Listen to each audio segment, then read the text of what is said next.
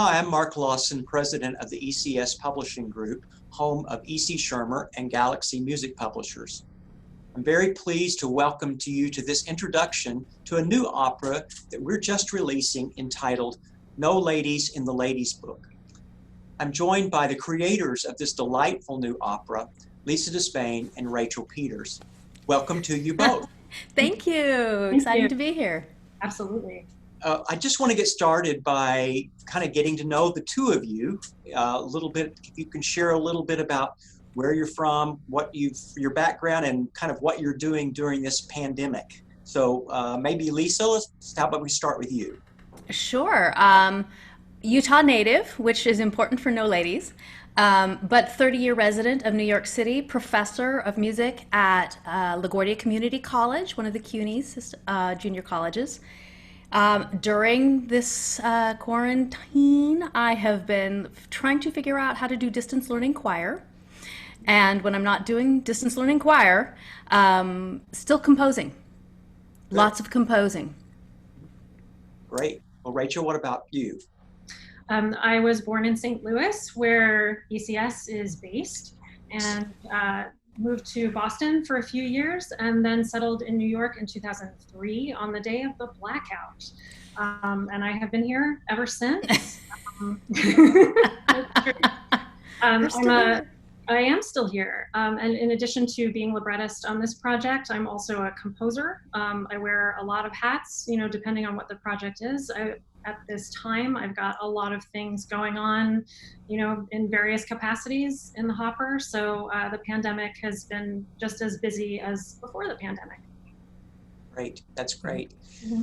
Well, let's dive in talking about the opera, and maybe the first thing to do is to talk a little bit about the background for the opera. How did it come to be? And just both of you chime in. I don't know which one of you wants to go first. Where did it get its start, and how did this idea come about? Well, I'll jump in because this is Utah Opera, and I'm a Utahn. And in 2018, I was awarded one of those wonderful Discovery grants for female composers. And the St. Louis, the conference was at St. Louis, and that was my first entree into this community. Which is where I met Rachel. I think we'd known each other sort of in the industry, but that's where we really connected when she served on a wonderful panel about rutabaga stories. But I also connected with Utah Opera, reconnected, I would say, with my roots at Utah Opera. And they told us about the commission that they were putting together. In 2019, the Utah had the celebration, the 150th anniversary of the driving of the Golden Spike, which is the joining of the Transcontinental Railroad. And as part of a cultural celebration, they wanted to commission chamber operas about voices that had been left out of the iconic Golden Spike picture. The media press picture is all gentlemen. And we knew that there were more voices that helped contribute to the Transcontinental Railroad. So one of the qualifications for the commission is that one of the artists had to be from Utah, and I fit the bill. That's great. So then I'm going to turn it over to Rachel because I crushed on her. She was so amazing. And I was just like, oh my gosh, I want to work with her. And then we cooked this thing up. Yes, well, the feeling was mutual, obviously, and I had seen this call for proposals, and I knew that Lisa was from Utah, and I was like, wow, this is pretty serendipitous that this is happening right now, because this seems like the perfect opportunity for us to get to know each other better and to work together. I knew nothing about the Transcontinental Railroad, but my question that leads me in most of, if not all, of my projects is, where are the women? And so, of course, when I heard that this was the topic, that was my first question. And so I, like anyone who didn't know anything about this topic, I Googled Transcontinental Railroad plus women, and I got one result, just one. And in this one result, there was a reference to Godet's Ladies book, in which he stated in 1869 in this magazine that no women had contributed anything, basically, to this glorious event. And I said, you know, that's probably fishy. Let me look into this. And then I went to the public library and I found an encyclopedia listing patents for technological advances by women over the last couple of centuries, and lo and behold, there were at least about 95 pertaining to the railroad alone. And Wow. so I thought, okay, well, here are those stories. Let's tell those stories. Yeah, and it's you know, the opera is such a unique string of characters. The way that you've done it, you had to do a lot of research to discover all these characters, I'm sure.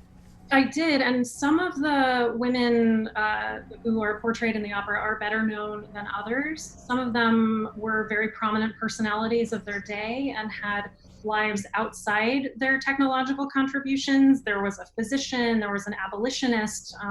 You know, there was a lot going on with many of these women, but then some of them we know less about.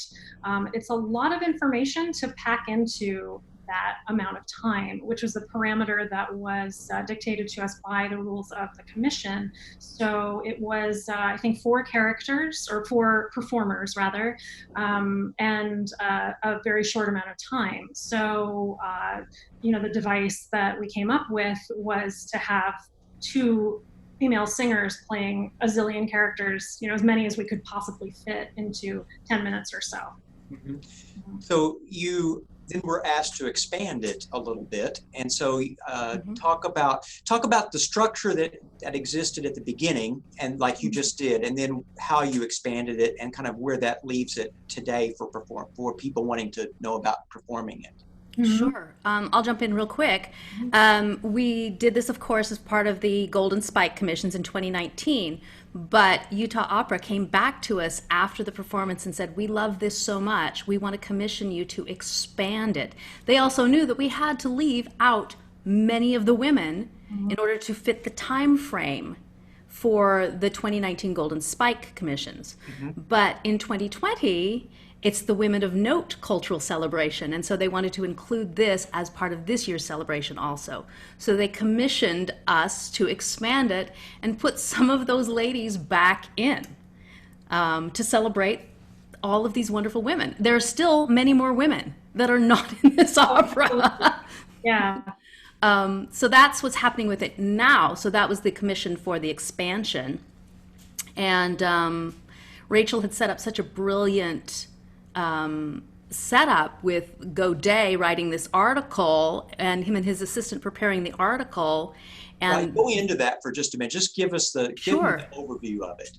Rachel, do you want to take that? Go ahead. I can. So as I mentioned, the spark of this entire piece was this article, or the quote from this article in 1869 that I had found. So this publication was the sort of cross between Vogue and Better Homes and Gardens of its day. So there was information about fashion and whatever events were supposedly in the sphere of women, which was pretty limited.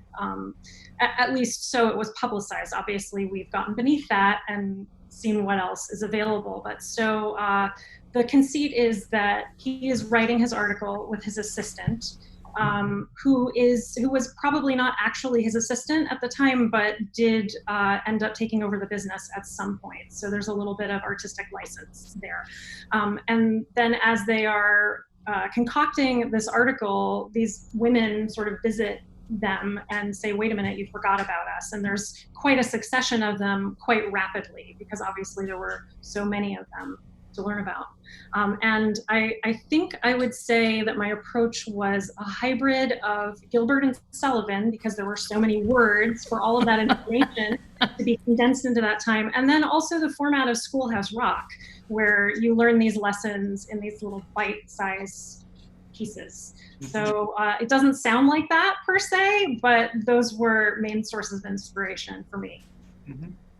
Well, right now, so many opera companies are looking for alternative ways to do things. particularly with minimal staging and smaller numbers and trying to figure out about social distancing.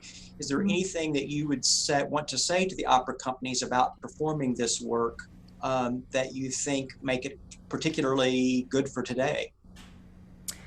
Well, I think the topic, although it's set about, the railroad, which took place 150 years ago, ultimately the opera is dealing with voices that have been left out of the narrative, who's controlling the narrative, and kind of who are the innovators. Because, did we know that taillights were invented by a woman? But we all have taillights nowadays, right? So I think that the opera allows us in this time period, as we're going through this Wild West where narratives are changing, social conceits that we thought were set are changing, this opera really addresses innovators and innovators outside the mainstream. And it's funny as well. I love comedy. Yes. I think we learn so much from comedy. It allows us to relax a little bit when taking in the information, instead of just constantly being like, here's my sign of an idea.